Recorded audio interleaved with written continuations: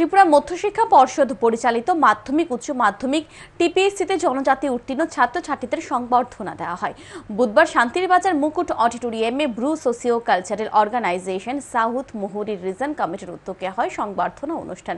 উপস্থিত ছিলেন শান্তিরবাজার পুর পরিষদের চেয়ারম্যান স্বপ্না বৈদ্য, দক্ষিণ জেলার জোনারেল ভাইস চেয়ারম্যান হরেন্দ্র রিয়াং, সাবরুম মহকুমার এসডিএম ও নৃপেন্দ্র রিয়াং, সাঁতরাইল পূর্ত দপ্তরের এসডিও সহ অন্যান্যরা।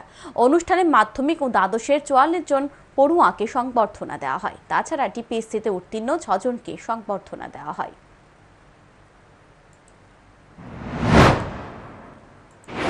তাদেরকে আমরা একটা সামান্য আমাদের যে এনজিও সংস্থা সামান্য একটা মোমেন্টও সেরকম একটা দেওয়ার চেষ্টা করেছি, মানে যাতে করে ভবিষ্যতের প্রজন্মের ছাত্ররা তাদেরকে দেখে তাদের যে উদ্দেশ্যটাকে আরও বলিষ্ঠ করতে পারে, তাদের যে ভবিষ্যৎটাকে আরও সুন্দরভাবে গড়ে তুলতে পারে, সেই উদ্দেশ্য নিয়ে আমাদের আজকে ইন্সপিরেশনাল প্রোগ্রাম কাম আমাদের যে মেরিট অ্যাওয়ার্ডের যে মূল উদ্দেশ্যটা।